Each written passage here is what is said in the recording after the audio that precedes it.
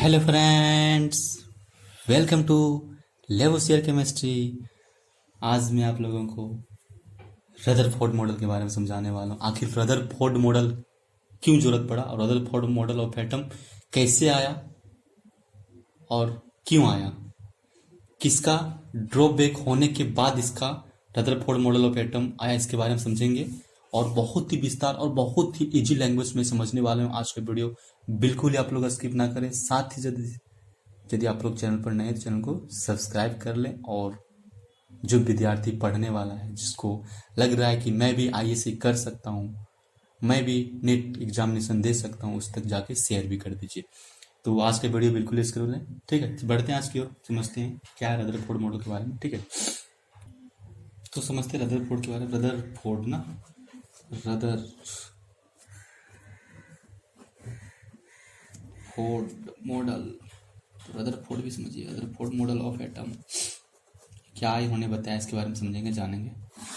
इसके पहले मैंने आप लोगों को बढ़िया तरीके से समझाया था।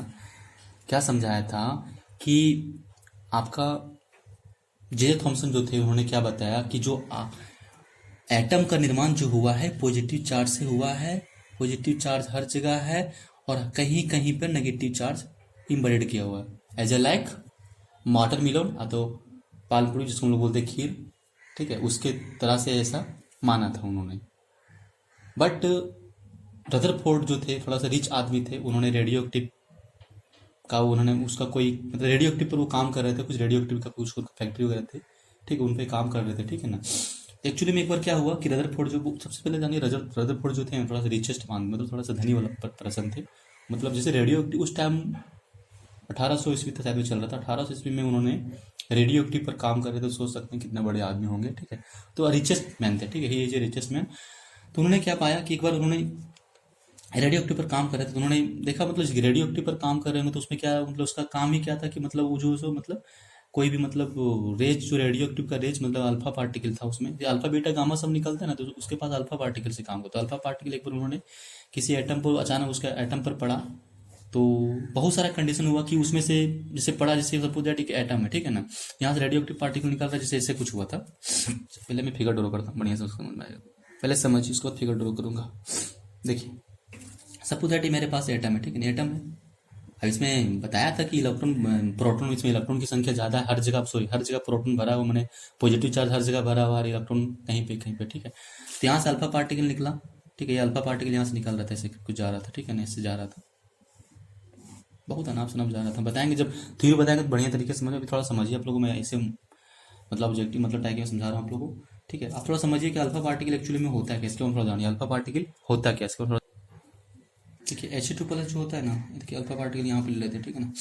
अल्फा पार्टिकल बहुत सारा होता है। अल्फा पार्टिकल रेडियो एक्टिव से क्या निकलता है, अल्फा पार्टिकल, गामा पार्टिकल, ठीक है, ये सब सारा निकलता है। अल्फा पार्टिकल जो इसका जो मतलब वजन जो होता है, इसका जो वैल्यू होता है कितना होता है, तो He+ का जितना, H2+ का जितना सारा होता है उतना। आप बताइए कि He2+ जब है तो इसके पास कितना मास है, इसका मतलब 2 प्रोटॉन होगा और 2 न्यूट्रॉन होगा। ऐसा नहीं इलेक्ट्रॉन यहाँ पे है ही नहीं, ठीक है ना, क्या होगा यहाँ पर ए है ही नहीं, तो इसका मास अगर निकालना चाहिए कितना हो जाएगा 4। बताए थे, मैं पढ़ाया हूँ बढ़िया तरीके से क्या होता है 4 उसका निकलेगा मास, ठीक है। तो जितना हीलियम का मास He2+ के पास जितना मास होता है उसके मास के बराबर होता है। बोलिएगा सर He2+ की इलेक्ट्रॉन यहाँ पर कितना, इलेक्ट्रॉन यहाँ पे खत्म हो जाएगा, इलेक्ट्रॉन रहेगा ही नहीं, क्योंकि 2 चार्ज इसका जो है ना मतलब ये हो रहा है, ठीक है। फिर मैंने समझाया बढ़िया तरीके से, क्योंकि इसके पास 2 ही इलेक्ट्रॉन होता है जो निकल चुका है, ठीक है। तो अल्फा पार्टिकल जो उसका वेटेज जो होता है, इसका जो वजन होता है इतना 4 के बाद, इतना भारी मास होता है इसके पास, ठीक है। एमयू बराबर क्या होता है सब समझाया मैंने, डिटेल पूर्वक समझाया। फर्स्ट चैप्टर जो मैंने बताया था सब मतलब सम बेसिक कॉन्सेप्ट केमिस्ट्री में बहुत डिटेल और डीपली पूर्वक समझाया मैंने। यदि आप लोग नहीं देखे तो जाकर देख लीजिएगा, ठीक है। तो यहाँ से जब अल्फा पार्टिकल निकला, इतना जान लीजिए अल्फा पार्टिकल के पास क्या चार्ज है, पॉजिटिव चार्ज, ठीक है, आप लोग पहले समझ के रखिए। तो अल्फा पार्टिकल पॉजिटिव चार्ज निकला, तो इन्होंने देखा जब अल्फा पार्टिकल उन्होंने भेजा इसमें, तो कुछ अल्फा पार्टिकल जो था इसको छेद करके निकल गया इधर की ओर, ठीक है। कुछ अल्फा पार्टिकल कुछ कौन बना के रिटर्न आ गया, मतलब कुछ मुड़ के निकला आया, और कुछ अल्फा पार्टिकल गया पूर्ण तरीके से जिस तरह से गया तो उसी तरह से निकल गया, माने 180 डिग्री पर आ गया, ठीक। तब इसका दिमाग घुमा, बोला जब ऐसा कुछ हो रहा है तो जे थॉमसन जो दिए थे एटॉमिक मॉडल, तो उसका तो पूर्ण तरीके से गलत हो जाएगा, गया होगा। अब बोलिएगा सर आपको नजर मतलब आप कैसे पता कर लिया, आपको कैसे पता चला। देखिए हमको पता नहीं चला, पता किए थे वो, बट जो उन्होंने थ्योरी दी वो मैं समझाने की कोशिश कर रहा हूँ। देखिए क्या हुआ था, आप लोग जानते हैं कि हर जगह पॉजिटिव चार्ज, यहाँ पे हर जगह पॉजिटिव चार्ज, हर जगह पॉजिटिव चार्ज। जब हर जगह पॉजिटिव चार्ज है तो इसके पास भी पॉजिटिव चार्ज है, तो फिर ये पॉजिटिव चार्ज में रिपल्सन क्यों नहीं हुआ, इसके अंदर घुस क्यों गया, कुछ इसके अंदर घुस गया, कुछ इसके अंदर नहीं घुसा, कुछ जो इसे डिफ्लेक्ट हुआ, ऐसा क्यों हुआ। यहाँ पर तो हर एक को डिफ्लेक्ट होना चाहिए ना, हर एक को यहाँ पे रिटर्न होना चाहिए, बट कुछ क्यों हुआ ऐसा। तो इसका क्वेश्चन यही यहाँ से मिल गया कि नहीं, रदरफोर्ड जो थे वो सही, मतलब जो जे थॉमसन जितना सारा मॉडल दिए थे वो सारे के सारे गलत हुआ, क्योंकि इसमें जो हम पाए, इसमें जो हम लोग खोजे थे, हमको यहाँ से ये पता चल रहा है कि जो पॉजिटिव चार्ज है वो हर एक जगह पे नहीं है, ये पॉजिटिव चार्ज कहीं पे बीच में ही होगा, क्योंकि ये जो यहाँ पॉजिटिव चार्ज है तब ना यहाँ से रिपल्सन होकर इसको बैकआउट रिटर्न बैक कर दे रहा है, और ये साइड साइड में कहीं पे इलेक्ट्रॉन होगा तब तो ये कहीं से जाकर के मतलब कुछ 90 डिग्री पर निकल रहा है। अब इन्होंने एक बात और बता दिया कि जो नीचे में होगा यहाँ पे इसके पास मास भी बहुत खतरनाक होगा। क्यों? क्योंकि जो मैं यहाँ अल्फा पार्टिकल भेज रहा हूँ वो 4 AMU के बराबर मास है, तो 100% यहाँ पर जो मास होगा बहुत खतरनाक होगा, बहुत मतलब ज्यादा मास होगा, इसलिए तो इसको बेकार मतलब इसको रिटर्न बैक कर दे रहा है ना, नहीं तो इसको छेद करके भी पास हो सकता था, लेकिन ऐसा नहीं कर पाया। क्यों? क्योंकि इसके पास जो बीच के पास जो मास है बहुत खतरनाक है, ऐसा इन्होंने बताया। और इस तरह से जो आपका जे थॉमसन का जो मॉडल था वो सारी के सारी फेल हो गया। तो आप लोग इतना समझ में आ गया कि जे थॉमसन का मॉडल क्यों फेल हुआ। अब मैं इसका कुछ पॉइंट लिख देता हूं, उसके बाद आप लोगों को समझाता हूं, बढ़िया तरीके से आप लोगों को समझ में आ जाएगा इन्होंने क्या क्या किया था, उसके बारे में समझते हैं। तो देखिए रदरफोर्ड एक्सपेरिमेंट रदरफोर्ड का स्कैटरिंग का मतलब जो पिछड़ा नहीं होता है, मैंने छिद्रा जाना, ठीक है, ऐसा ही कुछ कर रहा था। देखिए समझिए इसके बारे में, मैंने सबका इंट्रोडक्शन देते रहा हूँ।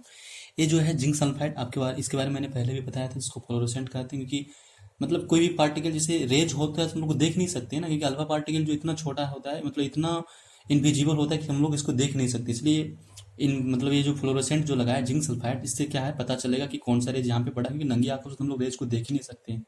इसके पहले मैंने आप लोगों को समझाया था, ठीक। आई होप आप लोगों को समझ में आया होगा इसके पहले वाला वीडियो, तो ये वाला जरूर समझना कि जिंक सल्फाइड एक्चुअली में होता क्या। जो मैंने ये भी बताया था कि जो पहले जब मतलब पहले के टाइम में जो मतलब आज से 10-15 साल के पहले जो टीवी यूज करते थे उसमें भी जिंक सल्फाइड लगा होता है, जो बड़ा मोटा स्क्रीन दिखता है, वही है। फिर यहाँ पर समझिए आप लोग, सबसे पहले देखिए ये वाला जो अल्फा पार्टिकल का सोर्स मैंने, इसमें अल्फा पार्टिकल निकल रहा है, इसमें निकाला नहीं जाएगा, अपने आप अल्फा पार्टिकल निकलता है, अल्फा बीटा गामा अपने आप निकलता है, ठीक है ना। तो यहाँ से अपने आप निकल रहा है। यहाँ पर गोल्ड कोइन, मैंने गोल्ड उस टाइम थोड़ा सा बोले ना, रिचेस्ट मैन था कौन, रदरफोर्ड, बहुत बड़े धनी व्यक्ति थे जिन्होंने गोल्ड का यूज किया था उस टाइम, ठीक है ना। तो यहाँ पर मैंने सपोज दैट गोल्ड फॉइल क्या है, मैंने एटम है, ठीक है, क्या है, एटम है। तो इसमें इन्होंने क्या किया, यहाँ से जो है अल्फा पार्टिकल रेज निकलने लगा, यहाँ पे लिख दिया था गोल्ड फॉइल। अब इससे देखिए कोई अल्फा पार्टिकल इससे गया, अब पूरा इसमें मतलब अंदर ढुक गया, मतलब अंदर ढुक कर यहाँ पे मतलब इसका इमेज मतलब चमक गया, मतलब लाइट टाइप की जलता है, चमकता है, जिस तरह चमक गया।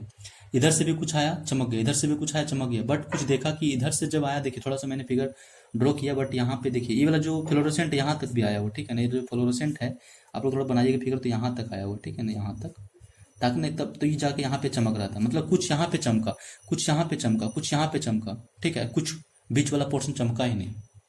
बात समझे, मैंने बीच वाला पोर्शन में इसके अंदर मतलब गया नहीं, ठीक है ना। तो इन्होंने 3 एक्सपेरिमेंट किया, 3 एक्सपेरिमेंट मतलब किया, तो क्या क्या की समझिए। देखिए most of the alpha particle nearly 99%, माने अगर उसमें 100 पार्टिकल, मतलब उसमें अगर 100 अल्फा पार्टिकल है तो उसमें से एक अल्फा पार्टिकल, उसमें से 99 अल्फा पार्टिकल जो है वो पास्ट हो गया गोल्ड, मैंने गोल्ड फॉइल को मैंने बिना डिफ्लेक्टेड किए हुए, मतलब बिना कोई नुकसान किए हुए, मतलब पूरी तरीके से मतलब यहाँ से गया तुरंत पास हो गया, ठीक है, मतलब कुछ ना किया, ना उसमें मतलब डिफ्लेक्ट हुआ, ना कुछ मुड़ा नहीं, जैसे गया पूरा सीधा ही पास हो गया। पहला नियम है बताया।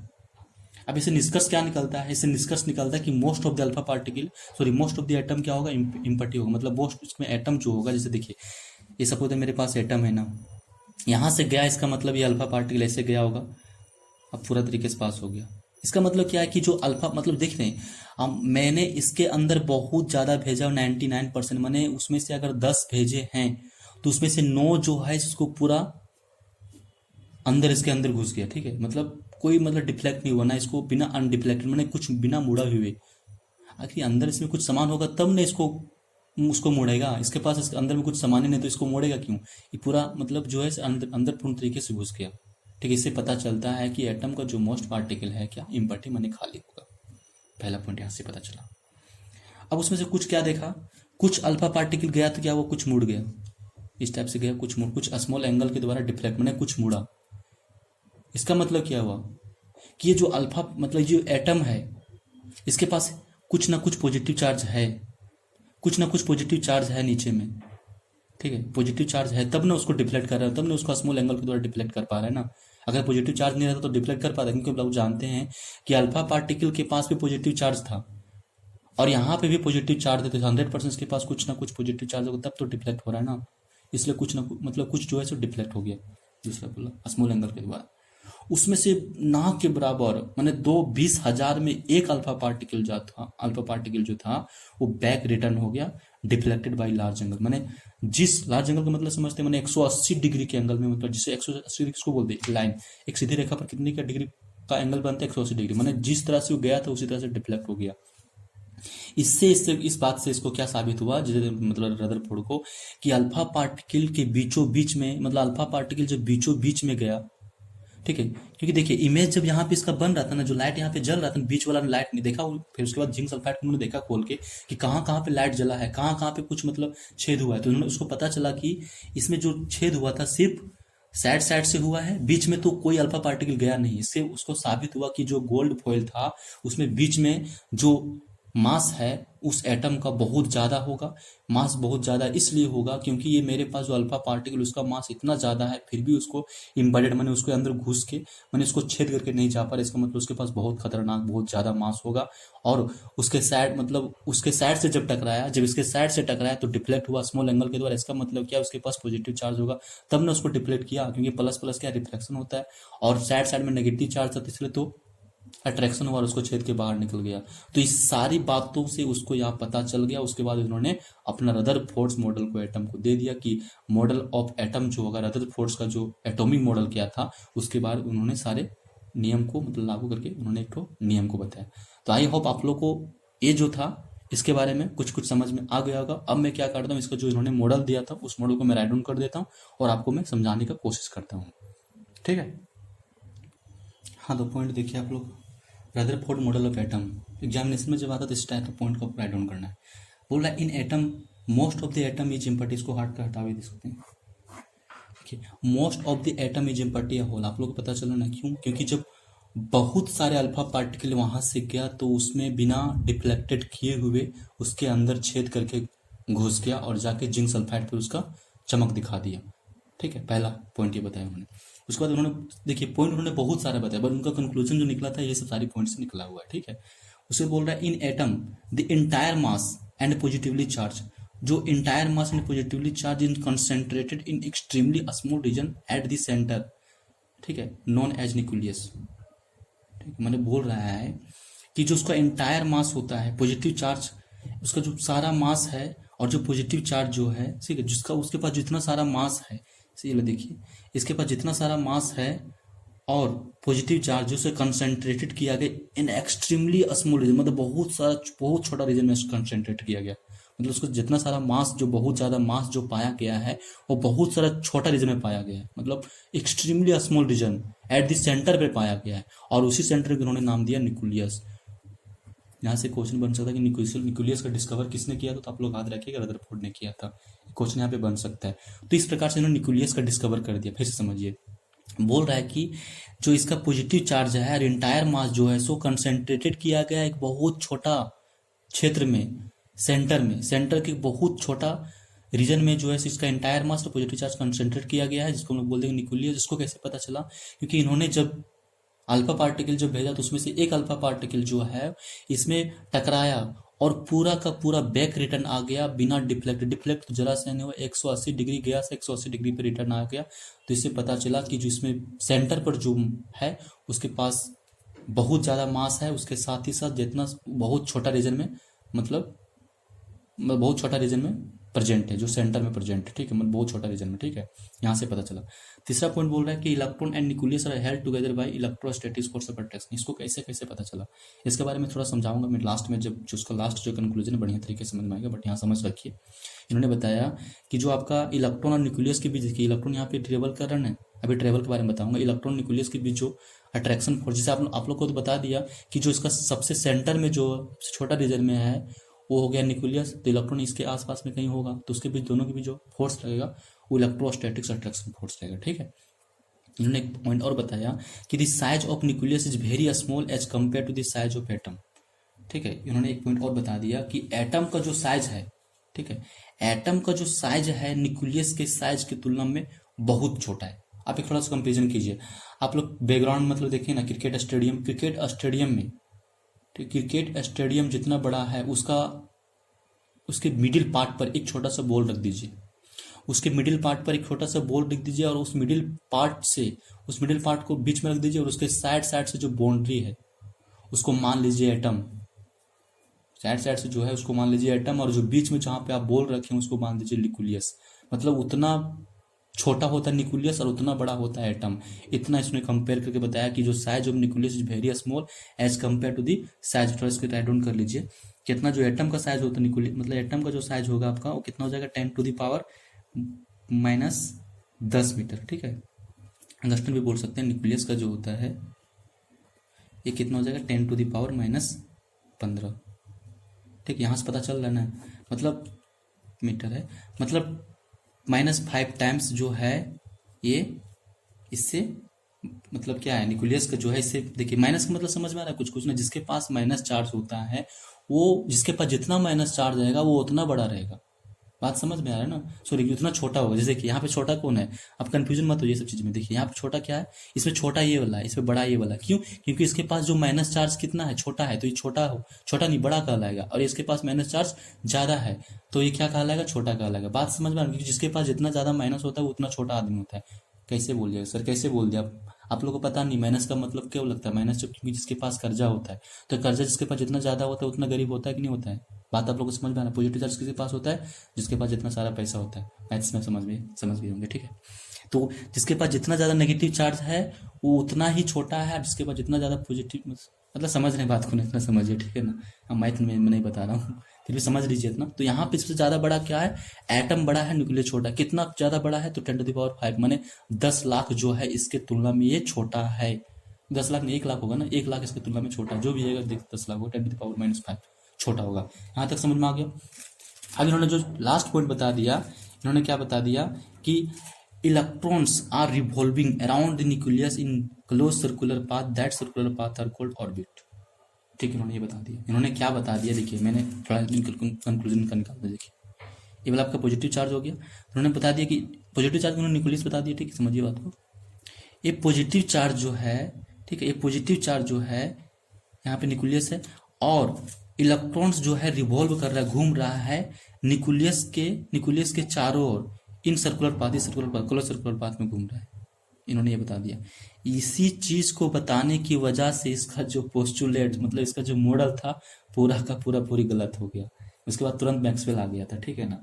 अब थोड़ा दिमाग लगाइए कि इन्होंने जो है, इन्होंने तो एक्सपेरिमेंट नहीं किया इसके लिए, क्योंकि एक्सपेरिमेंट तो इसमें किया था ना, ये आप समझ रहे हैं। एक्सपेरिमेंट इसमें किसमें किया, एक अल्फा पार्टिकल रखा था, यहाँ पे गोल्ड फॉइल रखा था, यहाँ पे जिंक सल्फाइड रखा, इस पर इन्होंने एक्सपेरिमेंट किया। बट इनको ये बात कैसे पता चला कि जो रिवॉल्व कर रहा है, या तो जो मैंने यहाँ पे पॉइंट बताया इलेक्ट्रोस्टैटिक फोर्स का अट्रैक्शन लग रहा है, इनको ये बात का पता कैसे चला, इस बात को थोड़ा समझिए, कैसे पता चला थोड़ा समझिए। देखिए सबसे पहले यहाँ थोड़ा मैं बताता हूँ, देखिए यहाँ पे क्या पॉजिटिव चार्ज आपके पास, मतलब इनके पास होगा, ठीक है, और इलेक्ट्रॉन जो है इसके साइड से क्या कर रहा है, रिवॉल्व कर रहा है, ठीक है। इलेक्ट्रॉन क्या है, इसके साइड से रिवॉल्व कर रहा है। यहाँ पर जो इलेक्ट्रॉन है इसके साइड से रिवॉल्व कर रहा है।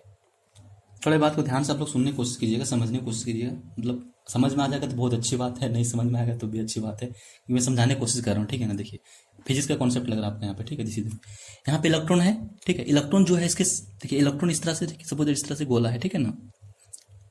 इलेक्ट्रॉन इसके साइड साइड से घूमेगा। जब इलेक्ट्रॉन इसके साइड साइड से घूमेगा, 100% घूमेगा घूमेगा इस तरह से, तो आप लोग फिजिक्स में जानते हैं कि जब साइड साइड से घूमेगा तो इसके पास कुछ ना, तभी तो मोशन में आएगा जबकि इसके पास कुछ वेलोसिटी होगा। ठीक है, वेलोसिटी होगा कि नहीं होगा, इसके पास कुछ ना कुछ वेलोसिटी होगा। तो जब इसके पास वेलोसिटी होगा तो साइड साइड से जब घूमेगा इसके पास तो वेलोसिटी होगा। और वेलोसिटी जब होगा तो वेलोसिटी जब देखिए डायरेक्शन जब चेंज करेगा, जब डायरेक्शन देखिए यहाँ पे जैसे आया ना, जैसे इलेक्ट्रॉन यहाँ पे से घूम रहा है, ठीक है, तो इसका डायरेक्शन चेंज हो रहा है कि नहीं चेंज हो रहा है, देखिए डायरेक्शन चेंज हो रहा है या नहीं चेंज हो रहा है। जब इलेक्ट्रॉन इस तरह से घूमेगा तो यहाँ पे पहले किधर की ओर जा रहा था, ये इधर कौन सा साइड होता है, पश्चिम, यानी वेस्ट, नीचे आए तो कौन सा साइड हो गया, यानी साउथ, तो डायरेक्शन चेंज होगा। और जब डायरेक्शन चेंज होगा तो क्या चेंज होगा, डायरेक्शन चेंज होगा तो क्या चेंज होगा, वेलोसिटी भी चेंज होगा। वेलोसिटी भी चेंज होगा कि नहीं होगा। और जब वेलोसिटी चेंज होगा तो हम लोग क्या जानते हैं, चेंज इन वेलोसिटी, उसको हम लोग क्या बोल देंगे, एक्सेलरेशन बोल देंगे। और एक्सेलरेशन जब चेंज होगा तो एक्सेलरेशन से हम लोग जानते हैं क्या निकलता है, फोर्स निकलता है। तो यहाँ इसके बीच एक फोर्स लगता है और उस फोर्स को इन्होंने नामकरण क्या कर दिया, इलेक्ट्रोस्टैटिक्स फोर्स। इलेक्ट्रोस्टैटिक्स फोर्स जो मैंने पहले आप लोगों को बताया कि इसके दोनों के बीच इलेक्ट्रोस्टैटिक्स फोर्स लगता है। ठीक है, इसको हम लोग सेंट्रीपिटल फोर्स भी बोल सकते हैं, ऐसा बात नहीं, इसको हम लोग सेंट्रीपिटल फोर्स भी बोल सकते हैं। तो यहाँ से इन्होंने मतलब निकाला कि जब इलेक्ट्रॉन यहाँ पे घूम रहा होगा, सपोज दैट इलेक्ट्रॉन जब यहाँ पे घूम रहा होगा तो इसके बाद डायरेक्शन चेंज होगा। और डायरेक्शन मतलब वेलोसिटी, मतलब वेलोसिटी चेंज होगा क्योंकि डायरेक्शन चेंज हो रहा है। और जब वेलोसिटी चेंज होगा तो एक्सेलरेशन आएगा। और जब एक्सेलरेशन आएगा तो क्या आएगा, सेंट्रीपिटल फोर्स आएगा। इसी सेंट्रीपिटल फोर्स हम लोग क्या बोल देंगे, इलेक्ट्रोस्टैटिक्स फोर्स। आप लोग सेंट्रीपिटल फोर्स के बाद सेंट्रीफ्यूगल फोर्स के बारे में जानते हैं, फिजिक्स में पढ़ेंगे। मैंने आप लोग समझाने की कोशिश किया कि इनका माइंड में इस तरह से क्यों चला। आप लोग सन के बारे में जानते हैं, सन भी जो रिवोल्यूशन करता है इस तरह से सन रिवोल्यूशन करता है। बीच में सन रहता है और उसके चारों ओर से क्या होता है, प्लैनेट जो से रिवॉल्व करते रहता है, उसके बीच में एक फोर्स लगता है जिसको हम लोग बोलते हैं सोलर, मतलब उसके बीच में एक तो फोर्स लगता है। ठीक है, आप लोग जानते होंगे। ठीक है, तो यहाँ मैंने आप लोग को समझाने की कोशिश किया कि रदरफोर्ड का मॉडल जो है किस प्रकार से इन्होंने दिया था। ठीक है, तो इस प्रकार से रदरफोर्ड ने अपना पोस्टुलेट्स को दिया। तो यहाँ तक आप लोग को समझ में आ गया। अब बोलिएगा सर आपने बताया कि इसका नियम फेल क्यों हुआ, थोड़ा समझिए। देखिए अब देखिए कोई पार्टिकल मैक्स, उसके बाद तुरंत मैक्सवेल आ गए हैं। थोड़ा समझाने की कोशिश, थोड़ा समझिएगा, बड़ी बहुत इंटरेस्टिंग। देखिए इस चैप्टर में जो ना बहुत लेंदी भी है, बहुत इंटरेस्टिंग, क्योंकि इसमें कहानी पे कहानी डाला हुआ है। आपको सिर्फ कहानी को समझते जाना है, कौन साइंटिस्ट आया, कौन साइंटिस्ट गया, बस इस तरह से कहानी वाइज कहानी। इसमें स्टोरी फुलफिल स्टोरी भरा हुआ है। उसके बाद जो आ गया केमिकल बॉन्डिंग, उसको थोड़ा सा अच्छा तरीके से समझ में आएगा। ठीक है, तो आप लोग को मतलब क्या बोलते हैं उसको, मतलब नहीं समझ में आता उसको क्या बोलते हैं, आप लोग जानते हैं। वैसा नहीं करना है कि मतलब समझ में नहीं आ रहा सर बहुत दिक्कत हो रहा है, ऐसा नहीं। आप लोग बस उसको समझिए, इंटरेस्टिंग बनाने की कोशिश कीजिए, इंटरेस्टिंग बन जाएगा। आप लोग क्या करना है, इंटरेस्टिंग बनाने की, बस उसको स्टोरी मान लीजिए, हम लोग स्टोरी पढ़ रहे हैं। ठीक है, स्टोरी टाइप ही है। तो यहाँ से आप लोग को मतलब क्या हुआ, जब इसका डायरेक्शन चेंज होगा तो मतलब चेंज होगा तो वेलोसिटी चेंज होगा, वेलोसिटी चेंज होगा एक्सेलरेशन आगे तक फोर्स आया। ठीक है, इस प्रकार से इन्होंने इलेक्ट्रोस्टैटिक्स फोर्स का नामकरण किया और इलेक्ट्रॉन इसके चारों ओर रिवॉल्व होगा। उसके बाद मैक्सवेल का क्या अहम भूमिका था, इसका ड्रॉबैक क्या होगा, इसके बारे में मैं आपको कल समझाऊंगा, नहीं तो फिर आप यहीं पर समझ लीजिए। देखिए ड्रॉबैक इसको क्या था, इसका ड्रॉबैक क्या था एक्चुअली में। देखिए मैक्सवेल साहब, जब मैक्सवेल जो थे वो बहुत ही मतलब जो थे ना, मैक्सवेल जो थे साइंटिस्ट थे बहुत ही, मतलब जब ये आए ना उसके बाद केमिस्ट्री का एक नया मोड़ आ गया। ठीक है, मतलब ये पूरा केमिस्ट मतलब चेंज ही कर दिया। बहुत महान केमिस्ट मतलब साइंटिस्ट थे ये मैक्सवेल। इन्होंने क्या बताया कि हाँ सर रदरफोर्ड जी, आप लोग तो बताएं कि जब इलेक्ट्रॉन जो है इसके अंदर मतलब जो है रिवॉल्व करेगा, और रिवॉल्व करेगा तो उसका डायरेक्शन चेंज, एक्सेलरेशन आएगा, एक्सेलरेशन फोर्स आएगा, इलेक्ट्रोस्टैटिक फोर्स आएगा और इसके चारों घूम रहा है। ठीक है, आप मानते हैं। अब जैसे अब इलेक्ट्रॉन यहाँ पे घूमेगा तो मोशन में होगा, और जब मोशन में होगा तो इसके पास कुछ ना कुछ एनर्जी खपत होगा। और एनर्जी जब खपत होगा तो देखिए एक ये इसको इलेक्ट्रोस्टैटिक फोर्स का मतलब समझ रहे ना, ये इसको खींच रहा है, ये इसको खींच रहा है, ये इसको दोनों खींच रहा है, अपने आपस को खींच रहा है। ठीक है ना, जैसे देखिए इलेक्ट्रॉन यहाँ पे है ना, ये पॉजिटिव चार्ज है और यहाँ पे इलेक्ट्रॉन है। ठीक है, अच्छा थोड़ी इसको मैं बढ़िया तरीके से अलग पेज में समझाने की कोशिश कर रहा हूँ। हाँ, तो यहाँ पे समझिए, जैसे देखिए मैक्सवेल जो थे उन्होंने क्या प्रपोज कर दिया, इसका नियम क्यों फॉलो हुआ। इसके बाद देखिए मैक्सवेल जो थे सबसे पहले उन्होंने बताया कि ठीक है आपका पॉजिटिव चार्ज है, इसके साइड साइड से इलेक्ट्रॉन घूम रहा है। ठीक है, अब आप लोग जानते हैं ना, क्योंकि सपोज दैट इलेक्ट्रॉन जब इसके चारों ओर घूमेगा तो इसके बीच इलेक्ट्रोस्टैटिक्स फोर्स है। इलेक्ट्रोस्टैटिक्स फोर्स का मतलब क्या है, इसको खींच रहा है उसको खींच रहा है, दोनों आपस में खींचा कर रहा है। ठीक है ना, अब चारों ओर घूमेगा, इसके चारों ओर घूमेगा तो कुछ ना कुछ इसका एनर्जी भी जाएगा। एनर्जी जाएगा कि नहीं जाएगा, जैसे आप लोग बचपन में नहीं करते थे। ठीक है ना, आप लोग बचपन में करते होंगे बहुत ज़्यादा, किसी का पीछे जो नहीं होता है पीछा करते होंगे, खैर समझ ही होंगे। तो इलेक्ट्रॉन इसके साइड साइड से जब चारों ओर घूमेगा तो इलेक्ट्रॉन घूमेगा तो उसके पास कुछ ना कुछ एनर्जी खपत होगा। अब क्या है, जब इलेक्ट्रॉन इसके चारों ओर रिवॉल्व कर रहा है तो इसका कुछ एनर्जी खपत हो रहा है, इसका एनर्जी खत्म होते जा रहा है, खत्म होते जा रहा है, खत्म होते जा रहा है, खत्म होते जा रहा है, खत्म होते जा रहा है, खत्म होते जा रहा है, खत्म होते जा रहा है। देखिए एनर्जी खत्म हो रहा है तो क्या देखिए डिक्रीज हो रहा है, एकाएक क्या होगा, कोलैप्स हो जाएगा और यहाँ से आपका एटम जो है तहस नहस हो जाएगा। मैंने नेगेटिव पॉजिटिव चार्ज की जगह जब कंबाइन हो जाएगा तो इलेक्ट्रॉन जो है उसे मैंने एटम जो एटम का निर्माण जो है उसे खत्म हो जाएगा। तो इन्होंने यही बताया कि यदि आप इस तरह से बोल रहे हैं कि इलेक्ट्रॉन इसके चारों ओर सर्किट मतलब फिक्स मतलब सर्कुलर ऑर्बिट में घूम रहा है, तो फिर इस तरीके से होने से मतलब एनर्जी का खपत होगा। खपत होते क्या है, एक ऐसा टाइम आएगा कि दोनों बीच कोलैप्स हो जाएगा, दोनों जो है ट्रैक करके और एटम को खत्म कर देगा। तो इस प्रकार से उन्होंने इसका नियम को जो है खत्म कर दिया, मतलब गलत साबित कर दिया कि इसको जो नियम था उस मतलब सही नहीं माना गया, गलत साबित हो गया, ठीक है ना। अब इसका ड्रॉबैक यदि आप बोलिए तो इसको देखिए, सबसे पहले जो इन्होंने एटम का स्टेबिलिटी के बारे में नहीं बता पाए। देखिए थोड़ा समझ ड्रॉबैक मैं बताता हूँ, कुछ टाइम ज़्यादा ही हो गया, ठीक कोई बात नहीं, डोंट वरी, समझने की कोशिश कीजिए। देखिए ड्रॉबैक्स का क्या था, इन्होंने सबसे पहले क्या बताया, ये जो था ना ड्रॉबैक्स का क्या है कि इन्होंने एटम का जो स्टेबिलिटी के बारे में नहीं बताया कि एटम का क्या स्टेबिलिटी होना चाहिए, इसके बारे में नहीं बता पाया। दूसरा इन्होंने क्या बताया, स्टेबिलिटी बारे में तो समझ रही होंगे, एटम का स्टेबिलिटी क्या, मैंने जैसे हम लोग का भी स्टेबिलिटी होता है ना, कब स्टेबिलिटी, जब हम लोग का एज बहुत ज़्यादा चल जाता है 30-35, जब मैरिज हो जाता है स्टेबल हो, सॉरी मैरिज होने के बाद स्टेबल होते नहीं, मैंने 65 जो हम लोग के पास ग्रैंड सन मतलब हम लोग का नाती पोता जब हो जाता है तो हम लोग क्या हो जाता है, स्टेबल हो जाते हैं। उसी तरह एटम भी स्टेबल होना चाहिएगा, तो इसका स्टेबिलिटी के बारे में उन्होंने नहीं बताया।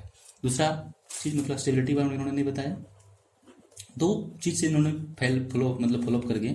दूसरा इन्होंने क्या बताया, इन्होंने जो है एटॉमिक स्पेक्ट्रा के बारे में नहीं बताया, ठीक है, एटॉमिक स्पेक्ट्रा जो होता है इसके बारे में इन्होंने नहीं बताया, ठीक है ना। एटॉमिक स्पेक्ट्रा, अब बोलिए एटॉमिक स्पेक्ट्रा क्या होता है, इसको हम लोग स्पेक्ट्रल लाइन भी कह सकते हैं, स्पेक्ट्रल लाइन, ठीक है। देखिए जैसे मैं मान चलो मेरे पास कुछ सोल्यूशन है, जैसे सोल्यूशन मतलब देखिए सोल्यूशन में तो कुछ ना कुछ में एटम होगा।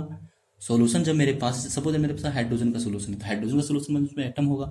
और जब एटम से जब कुछ लाइट को हम लोग पास करेंगे, कुछ लाइट को जब पास करेंगे तो होता था कि उसमें से कुछ लाइट जो से एब्जॉर्व कर लेता और कुछ लाइट यहाँ पे नहीं आ पाता था, तो नहीं समझ रहे, जैसे मैंने यहाँ पर रख दिया कोई मतलब कुछ यहाँ पे मतलब फ्लोरोसेंट ही रख दिया, यहाँ से जब लाइट क्रॉस किया ना तो इसमें से देखा गया कि इन्होंने जो है सारी लाइट को भेज दिया, सारी लाइट को मैंने 12 फिग्योर होता है ना, कितना 7 कलर होता है, 7 कलर में सारी कलर को भेज दिया, बट उन्होंने एक कलर को रख दिया, सपोज मैंने रेड कलर को रख लिया, जिससे पता चला कि हाइड्रोजन जो रेड कलर को एब्जॉर्व कर लिया, उसमें जहाँ पर मतलब खाली बच गया उसको लोग स्पेक्ट्रल लाइन भी कह सकते हैं, ठीक है। तो इस प्रकार से इन्होंने एटॉमिक स्पेक्ट्रा नहीं बता पाया। अब सर आप बोलिए सर एटॉमिक स्पेक्ट्रा क्या है, स्टेबिलिटी कैसे नहीं डिस्कवर कर पाया, तो इसके बारे में डिटेल पूर्वक आप लोग सिर्फ कहानी सुनते जाइएगा, मजा आते जाएगा और समझते जाइएगा आप लोग, बस बहुत मजा आ जाएगा, ठीक है ना। इतना मजा आएगा कि आप लोग देखते रह जाइएगा।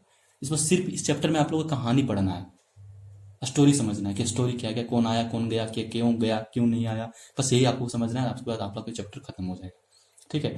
तो आज का टॉपिक मैं ये खत्म करता हूँ, उसके बाद मैं कल नया टॉपिक लेके आऊँगा, कुछ वेब थ्योरी के बारे में बता दूंगा, उसके बाद फिर एटॉमिक स्पेक्ट्रा, उसके बाद फिर और साइंटिस्ट को बुलाऊंगा, डी ब्रोगली वगैरह, अनसर्टेनिटी प्रिंसिपल सब, उसके बाद फिर इलेक्ट्रॉनिक कॉन्फ़िगरेशन वगैरह आएगा, उसके बाद चैप्टर खत्म कर देंगे, ठीक है। तो आज के वीडियो खत्म करना है। वीडियो कैसा लगा कमेंट बॉक्स में करके बताइए, साथ ही साथ यदि आप लोग चैनल पर नए हैं तो चैनल को सब्सक्राइब भी कर लें, ठीक है। जय हिंद।